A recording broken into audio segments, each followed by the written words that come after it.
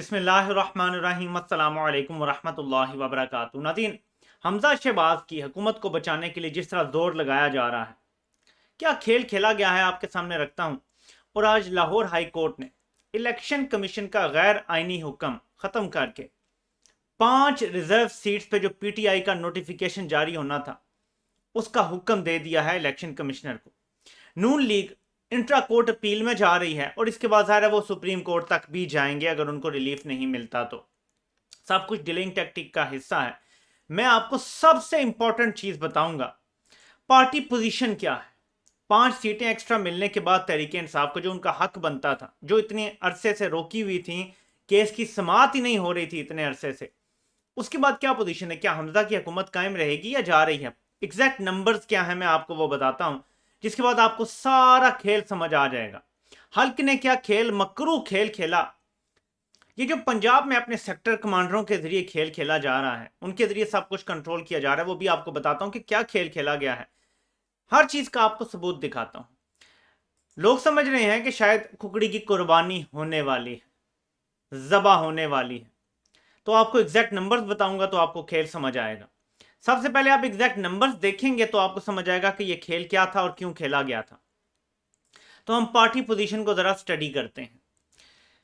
नून league के 165 MPS हैं, peoples party के 7 हैं, राय हक पार्टी के 1 है और इंडिपेंडेंट 4 हैं जो नून लीग की हुकूमत के साथ हैं। ये कुल मिला के बनते हैं 177, 177। टोटल असेंबली में आपको अपनी अक्सरियत कायम रखने के लिए चाहिए होते हैं 186, 186 मेंबर्स आपको चाहिए होते हैं। अगर आपके पास 186 मेंबर्स हों तो आप 371 या 372 के ऐवान में अक्सरियत रखते हैं। 371 का ऐवान है यहाँ, जैसे आपको लिखा हुआ भी नजर आ रहा है। अब इसमें क्या है कि 25 सीटें वेकेंट हो गई थी, जिसमें 5 रिजर्व सीट्स थी और 20 तहरीक इंसाफ के जो लोटे बन गए थे। तो टोटल इनकी हैं 177 और पीटीआई और काफ लीग की बनती हैं 168। ये जो एक इंडिपेंडेंट है, ये भी मुझे डाउट है कि अब ये तहरीक इंसाफ के साथ खड़े होंगे, लेकिन चलें अगर खड़े भी हैं तो 169 बनती है पार्टी पोजीशन। 169 और 177 का मुकाबला। अब इसमें जो गेम थी वो समझ जाएं। नून लीग के जलील शरकपुरी जो ग्रुप था, कोई 4 एमपीएस वो नून लीग से इलादा और उन्होंने इस्तीफे दे देने थे। किसी एक ने शायद इस्तीफा अपना पकड़ा भी दिया था, परवेज इलाही को, स्पीकर को। 4 वो हट जाते तो नून लीग के रह जाते 161, तो इनके टोटल कम होके रह जाते 173, यानी नून लीग के 161 रहते तो टोटल 177 यानी 177 में से 4 कम होने पर रह जाते 173। जब तहरीक इंसाफ के ये 5 लोग वापस आ जाते तो 169 में अगर आप 5 शामिल करें तो ये बनते हैं 174। 173 रह जाते कोalition गवर्नमेंट जो इस टाइम हमजा शहबाज की है, और 174 हो जाते तहरीक इंसाफ और उनकी कोalition के। ये टोटल हमजा शहबाज की हुकूमत गिराने के लिए काफी थे नंबर। अगर गवर्नर स्टिल उमर चीमा रहते तो यहां से वो गेम शुरू होती है जो हमारे सामने न्यूट्रल का नंगा नाच हमने देखा। हम क्यों शोर डाल रहे हैं, क्यों इनको बार बार पुकार रहे हैं कि ये नंगा नाच इन्होंने नचाया है, अदालतें कंट्रोल करके, इलेक्शन कमीशन कंट्रोल करके, और सब कुछ इन्हीं के कंट्रोल में है। यहां से वो नंगा नाच शुरू होता है कि जी पहले हमने गवर्नर को हटाना है, वरना ये नंबर, क्योंकि गैर आईनी फैसला है इलेक्शन कमिश्नर का, ज्यादा देर ऐसी चीजें चल नहीं सकती। गैर आईनी काम आप दोस्त धमकी से भी ये खास टाइम तक चला सकते हैं।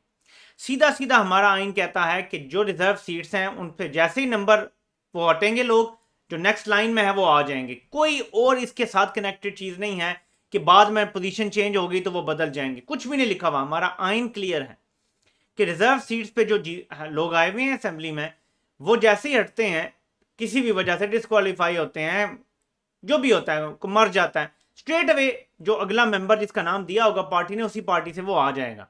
तो ये तो गैर आईनी था इलेक्शन कमीशन का। यहां से वो खेल शुरू हुआ कि पहले हमने गवर्नर को हटाना है, उसके लिए पंजाब पुलिस इस्तेमाल की गई।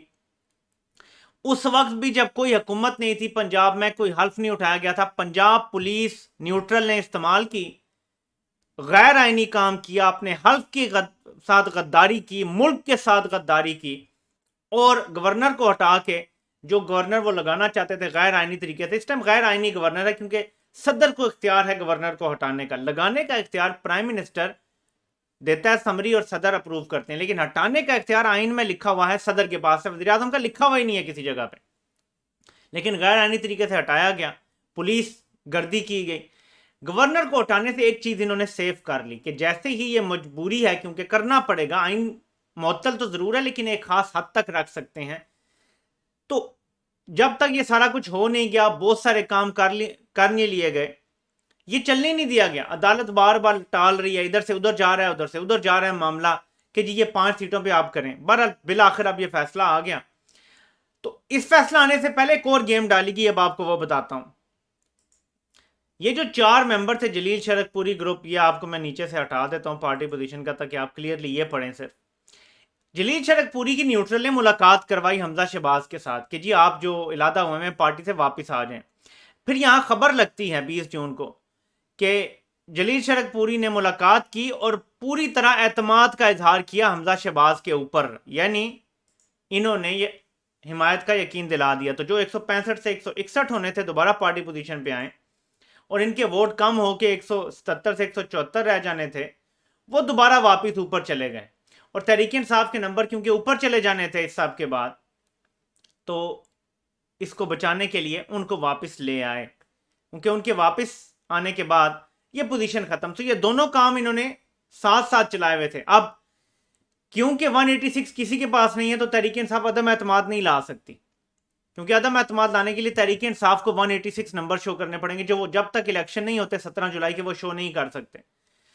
तो 17 जुलाई के इलेक्शन असल चीज है, क्योंकि 177 है नून लीग के और कोएलिशन के, और 169 और 5 अब ऐड कर लें तो 174 ये चलें। एक इंडिपेंडेंट शायद उधर चला जाए तो उनके 178 हो जाए और इधर 168 और प्लस 173। सो तहरीके इंसाफ को 186 करने हैं अपने वोट। सो उनको कितनी सीटें जीतनी हैं? तहरीके इंसाफ को 12 से 13 सीटें जीतनी हैं। अगर 14 जीत जाए तो फिर तो कंफर्म हो जाता है कि Hamza is gone. So 13 minimum target मेरे ख्याल में रखना पड़ेगा तहरीक इंसाफ को। तो हमजा शहबाज का टारगेट आसान है, उन्हें 13 सीटें जीतने की जरूरत नहीं है, उनके पास 177 है, उनको सिर्फ 9 सीटें जीतनी है। 9 सीटें जीत जाता है हमजा शहबाज अगर पंजाब में, तो पंजाब हुकूमत बच जाएगी। तहरीक इंसाफ ने अगर अदम एतमाद लेकर आनी है तो उनको 13 सीटें जीतने की जरूरत है, ये डिफरेंस है। तो 17 का इलेक्शन है जो डिसाइड करेगा, और यहां पे हमें पता चलेगा कि न्यूट्रल ने नंगा नाच जारी रखना है या अब इसको वाइंड अप करने का फैसला कर लिया गया है। वफाकी हुकूमत गिराने की जरूरत नहीं पड़ेगी। अगर पंजाब हुकूमत हमजा की गिर जाती है तो ऑटोमेटिकली वफाक में हुकूमत करने का कोई फायदा नहीं रहता। मैं उसको आपके सामने रख देता हूं कि वजह क्या है। नून लीग इलेक्शन में जाती है, नॉर्मली डेवलपमेंट हमने की, हमने ये कर दी, जब और सारी डेवलपमेंट होती है पंजाब और खासतौर पर लाहौर और कुछ बड़े शहरों में। जब पंजाब की हुकूमत ही हाथ से चली जाएगी तो ये कौन सा डेवलपमेंट का लेके जाएंगे? कुछ भी नहीं लेके जा सकते। तो फिर ये क्या लेकर जाएंगे कि हमने, क्योंकि महंगाई ये कर रहे हैं, वफाकी हुकूमत सारा कुछ देख रही है, पेट्रोल डीजल की कीमतों का इनके ऊपर नजला, बिजली की कीमतों का नजला, हर चीज जो खराब हो रही है, करंट अकाउंट डेफिसिट देख लें, डॉलर की कीमत देख लें, ये क्या लेके जाएंगे इलेक्शन में? देखिए धांधली से तो नहीं जीत सकते ना, धांधला करना पड़ेगा। धांधला भी करने के लिए कुछ तो ग्राउंड पे सपोर्ट होनी चाहिए ना। ग्राउंड पे सपोर्ट हो ही ना तो कैसे धांधला करके जीतेंगे? यानी आपको 10-20% वोट पड़े और आप जीत जाएं, और जिसको 70-80% सपोर्ट है वो हार जाए, ये एक्सेप्टेबल होगा? मुल्क में अनारकी होगी। यानी अवाम की अक्सरियत एक तरफ वोट देगी और आप धांधला करके दूसरे को जिता देंगे, तो ये तो चल ही नहीं सकता ना, ये सूटेबल ही नहीं है, सिस्टम ऐसे नहीं चल सकता, मूव फॉरवर्ड कर सकता। तो ये खेल खेला गया है और इसीलिए इमरान खान ने अभी पैगाम एक जारी किया है कि वो चाहते हैं कि जो टाइगर फोर्स है उसमें लोग रजिस्टर करें। उसके लिए वेबसाइट भी उन्होंने लॉन्च किया है। ये जो इलेक्शन है ना 17 का, ये डू और डाई है। इस सिस्टम के लिए भी, अवाम के लिए भी। इमरान खान के लिए कम है, वो तो लड़ रहा है, वो अपनी लड़ाई लड़ रहा है, वो इलेक्शन लड़ के भी लड़ेगा, उसके बगैर भी। ये अवाम के लिए सर्वाइवल की जंग है। ये ऐसे ही है जैसे पाकिस्तान पे बैरूनी कुव्वतों ने हमला कर दिया है और हम सब ने दिफा करना है इसका, क्योंकि जिन्होंने दिफा करना है वो आजकल इलेक्शन मैनिपुलेशन में लगे हुए हैं, वो इलेक्शन इंजीनियरिंग कर रहे हैं, वो हमजा को बचाने की कोशिशों में लगे हुए हैं। तो दिफा अब अवाम पर आके गिरा है। ये दिफा आपने ऐसे करना है कि नौजवानों ने तैयारी करनी है, ट्रेनिंग करनी है और सिर्फ 20 हल्के हैं। यहाँ जो आपकी ट्रेनिंग हो जाएगी ना, वो अगले जनरल इलेक्शन में काम आएगी। आप पक्के नतीजे लेके अपने पोलिंग स्टेशन से निकलें, तस्वीरें बनाएं, जो दूसरों को भी हैंड ओवर किया गया उसकी भी तस्वीरें बनाएं, ताकि उनका भी रिकॉर्ड आपके पास हो, आपका भी हो कि सबके हवाले क्या किया गया था। वीडियोस बनाएं, तस्वीरें बनाएं, ताकि हर चीज आपके पास मौजूद हो। कल को सोशल मीडिया की बड़ी ताकत है, ये डरते हैं, ये कांपते हैं, यकीन माने इनकी कांपें टांग नहीं है। ये लोग हायर कर रहे हैं, पैसे दे रहे हैं, फाइवर से लोग हायर कर रहे हैं कि आओ हमारे लिए कैंपेन करो। ये लव यू टाइप कैंपेन्स चल रही हैं पैसे देकर। क्यों? जो सोशल मीडिया की ताकत है ना, उससे ये थर थर कांप रहे हैं। तो आप वीडियोस बनाएंगे, पिक्चर, सोशल मीडिया उनको वायरल करेगा, 22 करोड़ तक पहुंचेंगे।